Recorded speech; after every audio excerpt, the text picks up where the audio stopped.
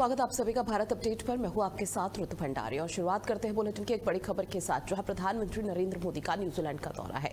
प्रधानमंत्री Christopher Luxon से भी मुलाकात की गई है।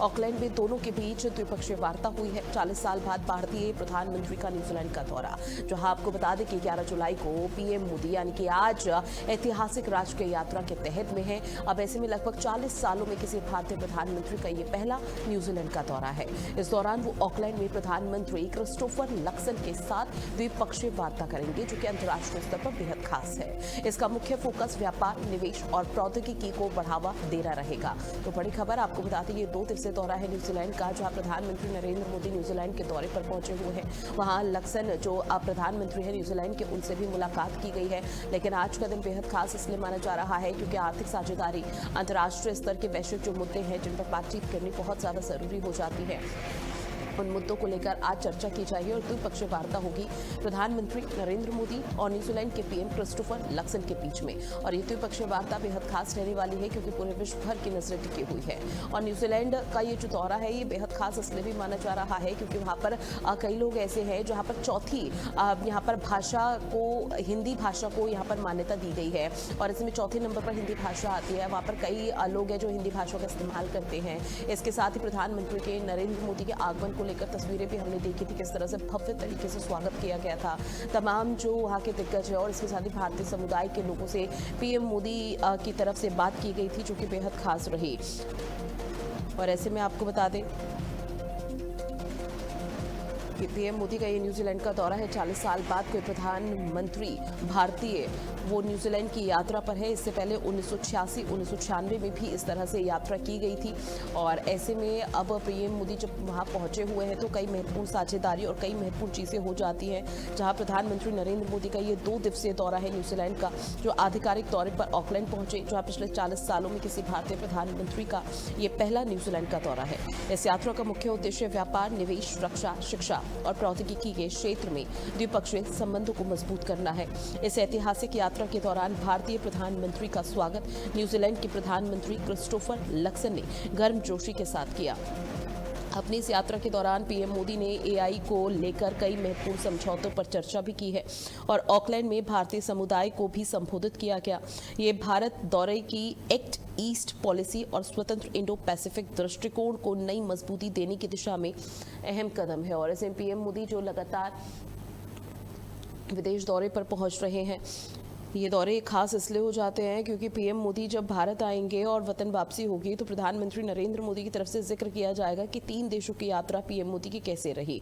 क्योंकि प्रधानमंत्री नरेंद्र मोदी ने सोशल मीडिया प्लेटफॉर्म एक्स पर न्यूजीलैंड के ऑकलैंड स्थित गवर्नमेंट हाउस में अपने औपचारिक स्वागत की झलकियां साझा की हैं। अपने पोस्ट में उन्होंने लिखा कि ऑकलैंड के गवर्नमेंट हाउस में औपचारिक स्वागत पाकर सम्मानित महसूस कर रहा हूँ। पारंपरिक माओरी पोविरी न्यूजीलैंड की समृद्ध विरासत और परंपराओं का एक भावपूर्ण प्रतिबिंब था। जहां न्यूजीलैंड के प्रधानमंत्री क्रिस्टोफर लक्सन ने ऑकलैंड के गवर्नमेंट हाउस में प्रधानमंत्री मोदी की यात्रा की झलकियां भी साझा की हैं, जहां उनका औपचारिक स्वागत किया गया और गार्ड ऑफ ऑनर से उनको नवाजा गया। उन्होंने प्रतिनिधिमंडल स्तर की वार्ता के दौरान प्रधानमंत्री नरेंद्र मोदी के साथ हुई अपनी मुलाकात की झलकियां भी साझा की। साथ ही अपने पोस्ट में प्रधानमंत्री क्रिस्टोफर लक्सन ने लिखा भी कि न्यूजीलैंड और भारत हिंद प्रशांत क्षेत्र के 2 छोरों पर स्थित है, लेकिन ये दूरी हमारी अर्थव्यवस्थाओं को विकसित करने के लिए मिलकर काम करने में कोई बाधा नहीं है। और यही पर हम अपने मुक्त व्यापार समझौते के माध्यम से कर रहे हैं, जिसके तहत भारत के बेचे जाने वाले हमारे 57% सामानों पर पहले ही दिन से सीमा शुल्क टैरिफ पूरी तरह से समाप्त हो चुका है। इस बीच एक और बड़ी खबर मिल रही है, जो आज से 3 दिवसीय गोरखपुर के दौरे पर योगी आदित्यनाथ है। 1018 करोड़ की परियोजनाओं का लोकार्पण और शिलान्यास होगा। 697 करोड़ की सड़क परियोजनाओं का भी लोकार्पण होना है। तो 3 दिवसीय दौरा सीएम योगी आदित्यनाथ का बेहद खास, जहां 1018 करोड़ की परियोजनाओं का लोकार्पण और शिलान्यास करेंगे। आपको बता दें 697 करोड़ की यहाँ पर जो भी परियोजना है उसकी बड़ी सौगात यहाँ पर देते हुए नजर आएंगे। तो 3 दिवसीय गोरखपुर के दौरे पर सीएम योगी आदित्यनाथ है।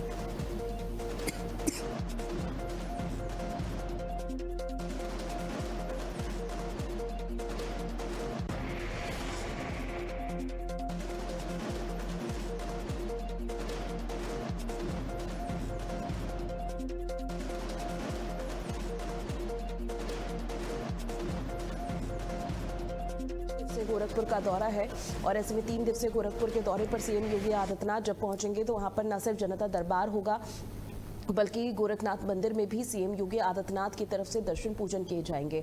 1000 करोड़ की परियोजनाओं का लोकार्पण और शिलान्यास किया जाएगा। 697 करोड़ की सड़क परियोजनाओं का भी लोकार्पण करेंगे।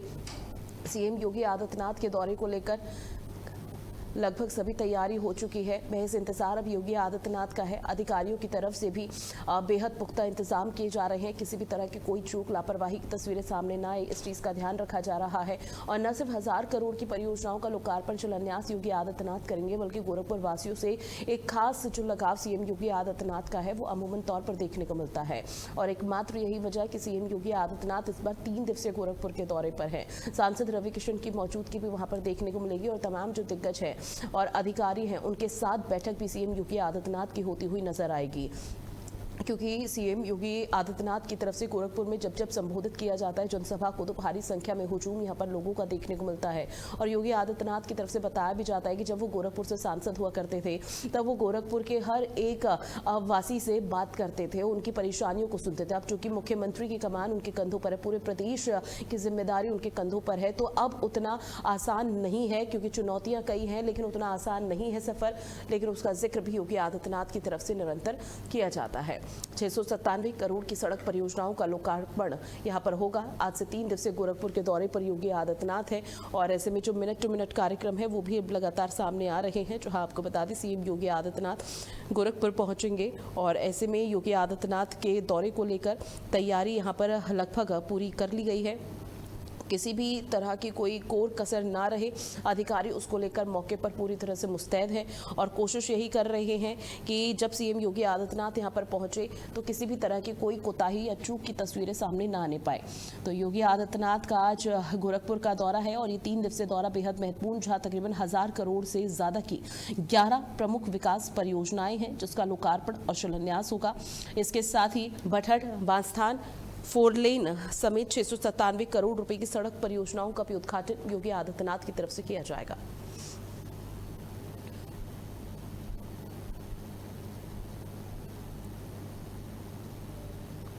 रमन मेरे सहयोगी हमारे साथ जुड़े हुए हैं। रमन, सीएम योगी आदित्यनाथ के 3 दिवसीय गोरखपुर दौरे को लेकर क्या जानकारी, किस तरह की तैयारी धरातल पर?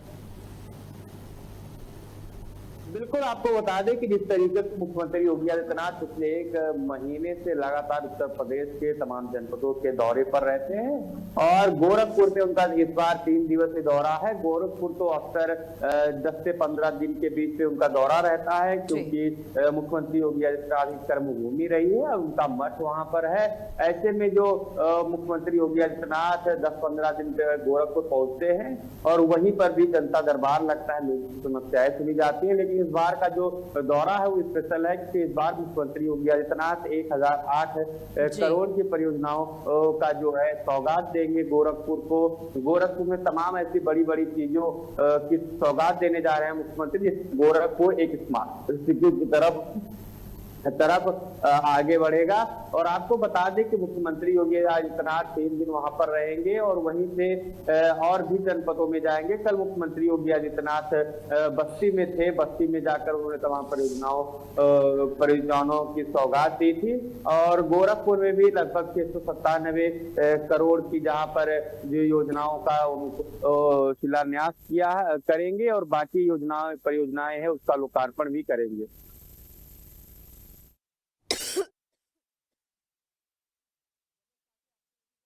योगी आदित्यनाथ की तरफ से जिन परियोजनाओं का लोकार्पण शिलान्यास किया जाएगा उन योजनाओं के बारे में क्या जानकारी मिल रही है कि कौन कौन सी ऐसी परियोजना जिसका लंबे समय से बेसब्री के साथ इंतजार गोरखपुर वासियों को था?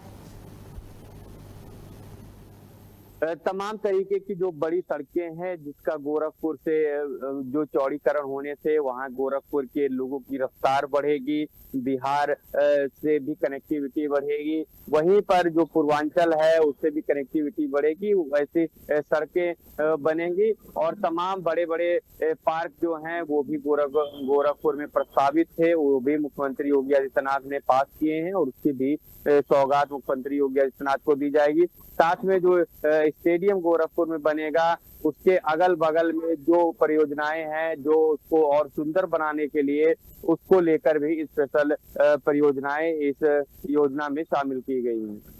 तौर पर और देखिए, गोरखपुर दौरे को लेकर पहले से ही यहाँ पर तैयारी रमन की जा रही थी। अब चूंकि सीएम योगी आदित्यनाथ का वहां पर इंतजार किया जा रहा है, लेकिन इस दौरान 3 दिवसीय दौरे में क्या कोई महत्वपूर्ण बैठक भी होनी है जिसका कनेक्शन सीधा 2027 के विधानसभा चुनाव से निकाला जाए? बिल्कुल, जब मुख्यमंत्री योगी आदित्यनाथ दौरे पर जाते हैं तो उनका रैली भी होती है, संबोधन भी होता है, परियोजनाओं का लोकार्पण शिलान्यास भी होता है और अक्सर मुख्यमंत्री योगी आदित्यनाथ समीक्षा बैठक भी करते हैं। गोरखपुर में भी समीक्षा बैठक करेंगे। समीक्षा बैठक में सभी विधायक, सभी अधिकारी, सांसद ये लोग मौजूद रहेंगे और खासकर बारिश को लेकर, जिस तरीके से बारिश का मौसम है और बारिश में क्योंकि गोरखपुर एक बड़ा शहर है और बारिश में कोई किसी प्रकार की समस्या ना हो, दिक्कत ना हो और रूट डाइवर्जन से लेकर तमाम चीजों को लेकर जो एसडीआरएफ, एनडीआरएफ की टीमें हैं उनके अधिकारी विभाग के साथ बैठक करेंगे और ये निर्देश देंगे कि किसी भी प्रकार की समस्या बारिश के मौसम में नहीं होनी चाहिए। और जानकारी आपने साझा की है, बहरहाल उसके लिए आपका बहुत शुक्रिया। अब बात अगली खबर की, जो उत्तर प्रदेश की सियासत में 2027 से पहले बयानबाजी तेज हो चुकी है। अयोध्या से मुख्यमंत्री योगी आदित्यनाथ ने समाजवादी पार्टी और अखिलेश यादव पर एक बहुत जोरदार हमला बोला। सीएम योगी ने तंज कसते हुए कहा है कि जो समाजवादी पार्टी कोई कभी 84 कोसी, पंचकोसी और 14 कोसी परिक्रमा का विरोध करती थी, आज वही कांवड़ यात्रा और सनातन से जुड़ने की कोशिश कर रही है। उन्होंने विपक्ष पर वोट बैंक की राजनीति करने का आरोप लगाते हुए कहा कि पहले कुछ लोगों को सिर्फ कब्रिस्तान दिखाई दिया करता था, जबकि अब बदलते राजनीतिक माहौल में उनकी भाषा निरंतर बदल रही है।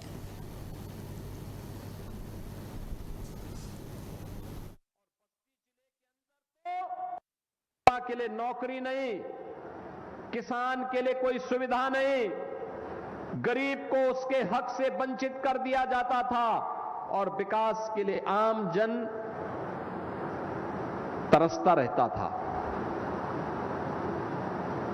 कोई सड़क नहीं, बिजली नदारद रहती थी और बस्ती जिले के अंदर तो बिजली के तार पे लोग कपड़ा सुखाने का काम करते थे। यही तो होता था, भाई कुछ नहीं तो चलो कपड़ा ही सूख जाए। इनको कोई चिंता नहीं थी प्रदेश की। आप गर्मी में तरसते थे, लेकिन सफाई में ला करके लोग मुंबई के फिल्मी कलाकारों का डांस कराते थे। यही तो होता था। सफाई के अलावा कहीं इनको विकास दिखाई नहीं देता था, कहीं विकास होना नहीं, इनके एजेंडे में कहीं नहीं होता था। बहन और भाइयों, ये आस्था की बात कर रहे हैं। कर्ण मंदिर का विवाद भी इन्होंने खड़ा करवाया था और याद करिए, हम सबकी आस्था की प्रतीक अयोध्या में भगवान राम के मंदिर के निर्माण में भी सबसे बड़ी बाधा यही लोग थे। राम भक्तों पर गोली चलाने वाले लोग हैं, भगवान राम के अस्तित्व पर प्रश्न खड़ा करने वाले लोग हैं और पवित्र हनुमानगढ़ी की सीढ़ियों पर नमाज पढ़ाने वाले लोग हैं ये लोग। ये जो विकास कार्य हो रहा है, मखोड़ा धाम का हो, बदेश्वरनाथ धाम का हो, तपसी धाम का हो और अभी अभी तो कर्ण मंदिर का भी मामला समाधान हुआ है, वहां का भी सुंदरीकरण के कार्य को हम आगे बढ़ाने जा रहे हैं। वहां का भी समाधान हो करके अब उसका भी सुंदरीकरण के भव्य स्वरूप की दिशा में हम लोगों ने एक नया प्रयास प्रारंभ किया है। 84 कोसी परिक्रमा और मखोड़ा धाम से प्रारंभ होती है। आप देख रहे होंगे कितनी भव्य परिक्रमा बन रही है। यही तो अंतर है। समाजवादी पार्टी 84 कोसी की परिक्रमा को रोकती थी, 14 कोसी की परिक्रमा को रोकती थी, पंचकोसी परिक्रमा को रोकती थी और हमारे समय में ये डबल इंजन की भारतीय जनता पार्टी की सरकार है, ये रोकती नहीं है, ये रोकने वालों को टोकती है और आस्था का सम्मान करते हुए उसके लिए भव्य अवस्थापना सुविधाओं का विकास भी करती है। और इसीलिए तो 84 कोसी परिक्रमा का मार्ग भव्य वन रूप से श्रद्धालुओं की सुविधा के लिए भी और अयोध्या धाम के रिंग रोड के रूप में भी वह काम करेगा। इस रूप में उसका विकास किया जा रहा है। कोई सोचता था भदेश्वर नाथ मंदिर में लाखों श्रद्धालु सावन के महीने में आकर के सरयू मैया से जल ला करके जलाभिषेक करते हैं। कभी भदेश्वर नाथ धाम का पुनरुद्धार हो, सुंदरीकरण का कार्य हो, कोई सोचता नहीं था।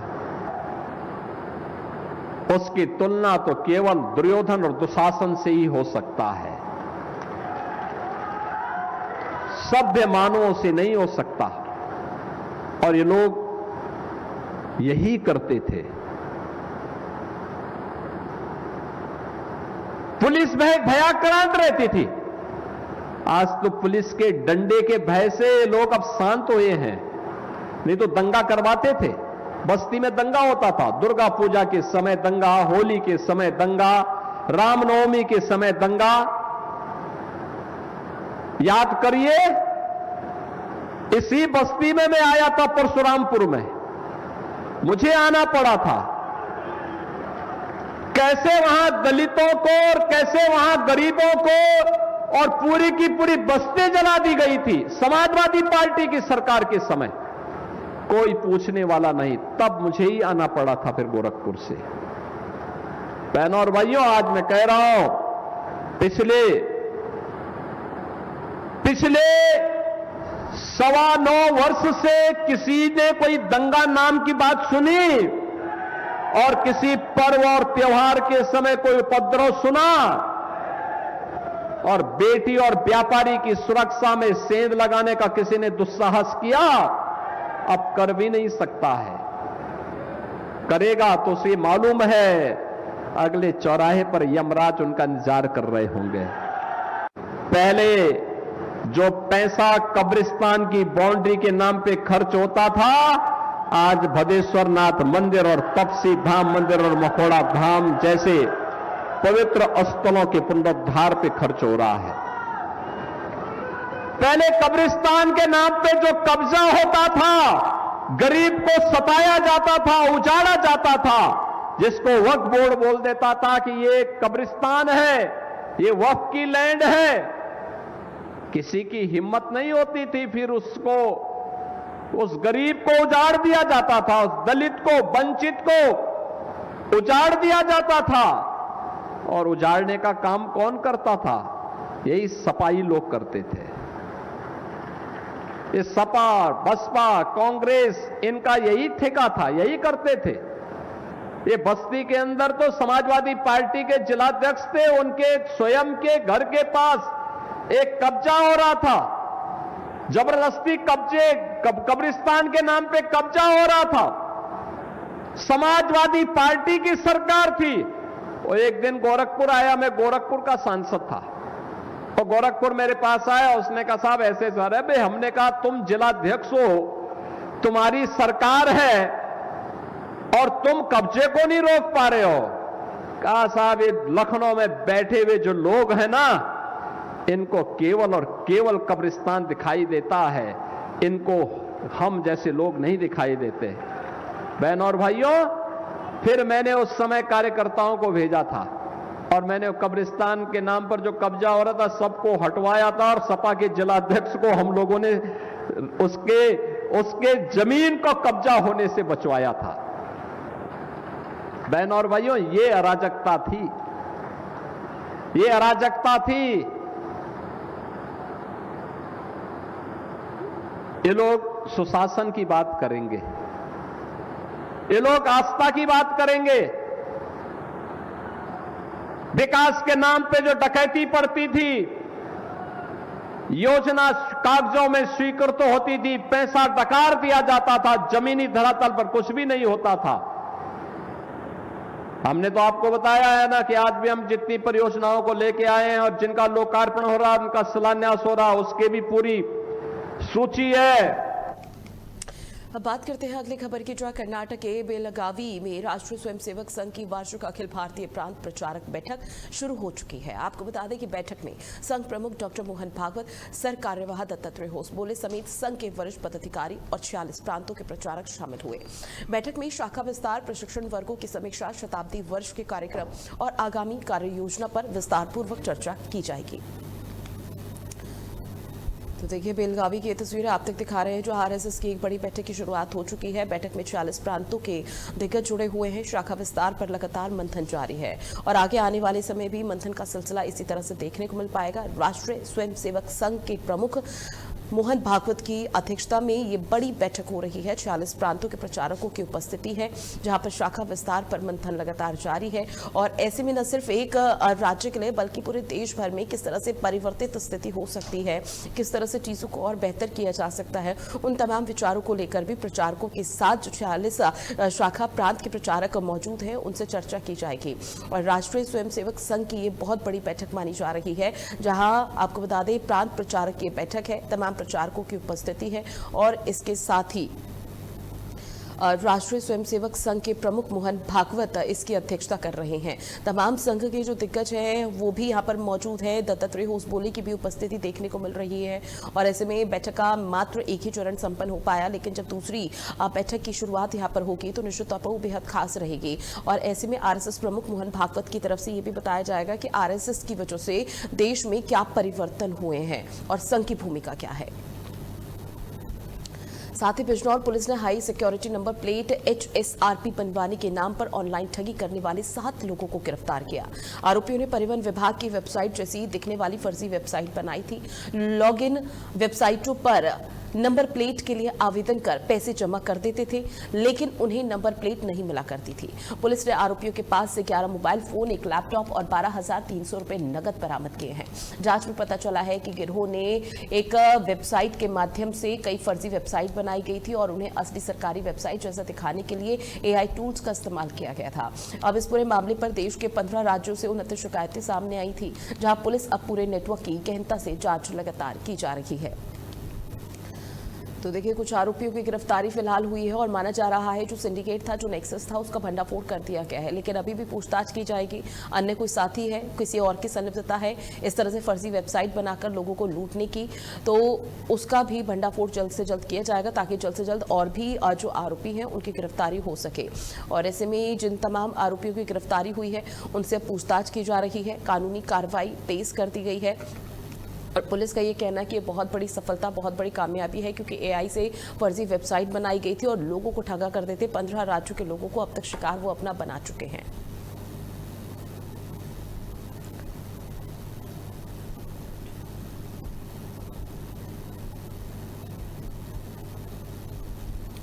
और चलिए, बुलेटिन में इतना ही। आप बने रहिएगा भारत अपडेट के साथ। नमस्कार।